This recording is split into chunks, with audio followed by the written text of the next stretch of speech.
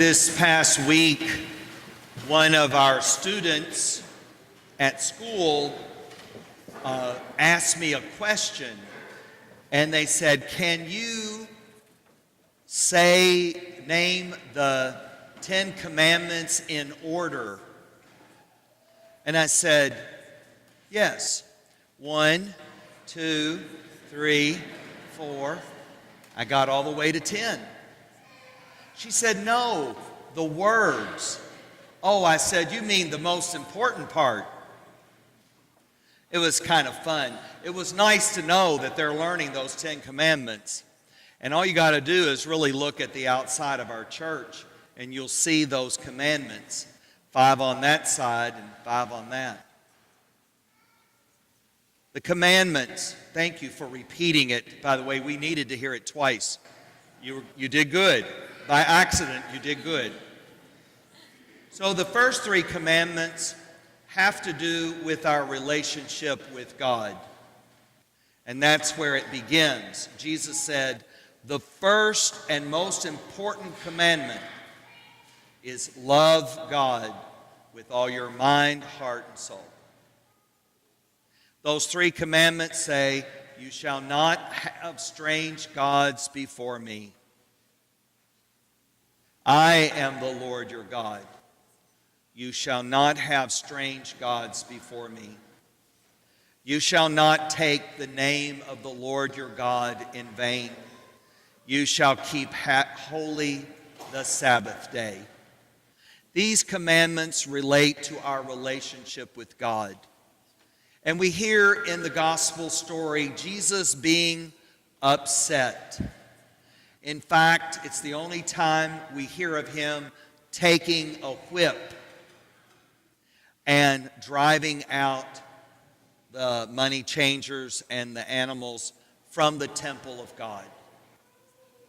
We know that in the temple, that the coin that you had to use was a temple coin. So to get a temple coin, you had to exchange secular money. Any Roman coins, Greek coins, Egyptian coins, any kind of coin that was not the temple coin had to be exchanged. And there were money changers. And guess what the exchange rate was?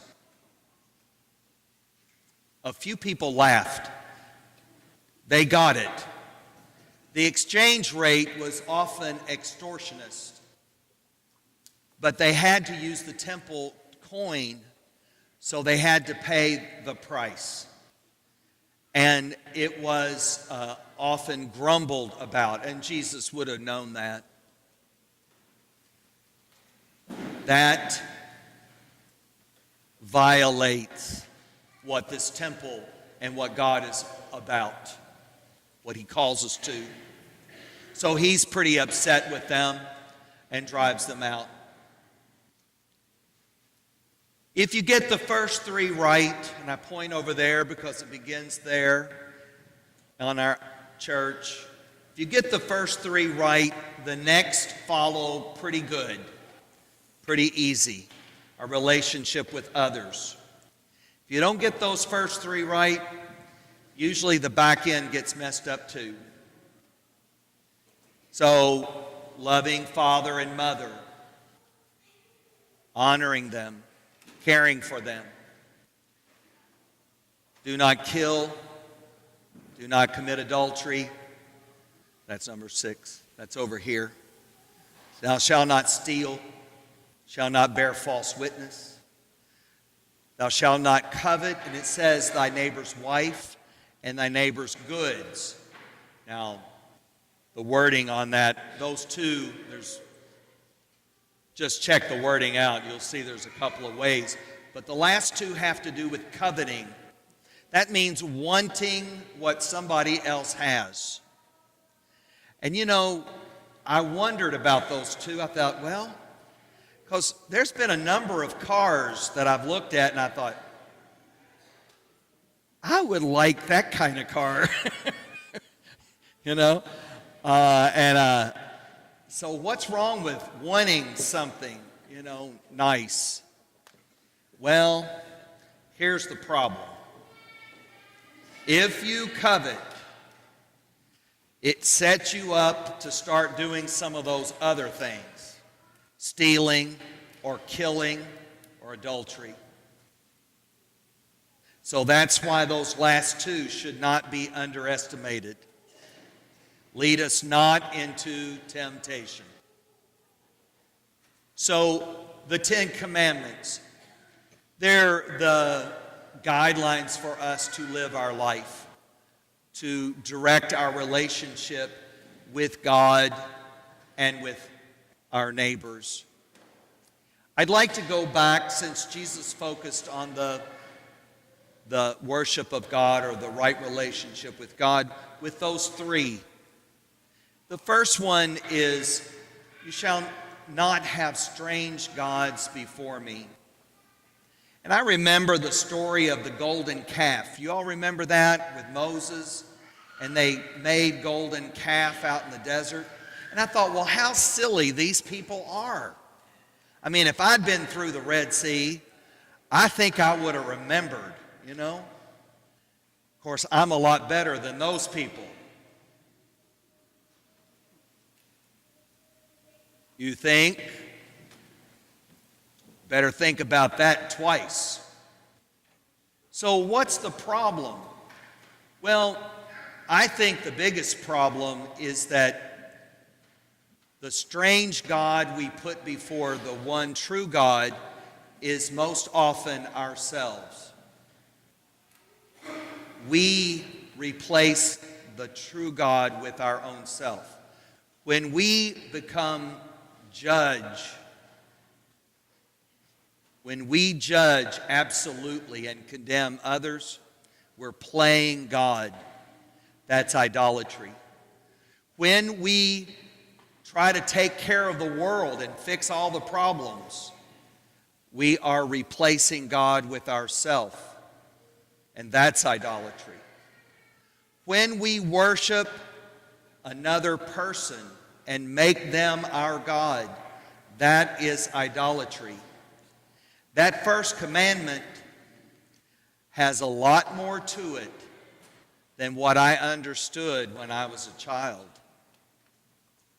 The second one, the name of God. Keep it holy. Do not take it in vain. The name of God is connected to God. You violate His name, you violate God. Scary, isn't it?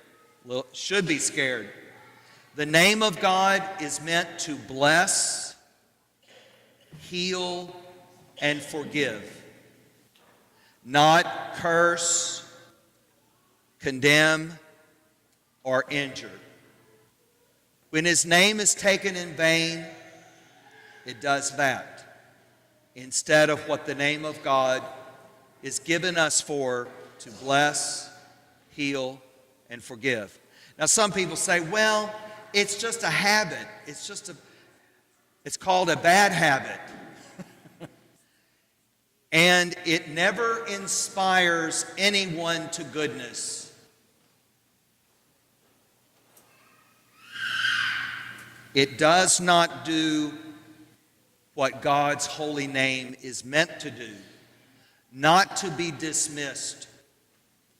The third is keep holy the Sabbath day. Y'all got that one down. How do we keep this day holy, devoted to God? One, we should nurture our relationship with God. Do this in memory of me. Gather in prayer. Join Christ in this holy sacrifice. Nurture your family. Spend time with family. That nurtures our relationship with God. And thirdly, recreate.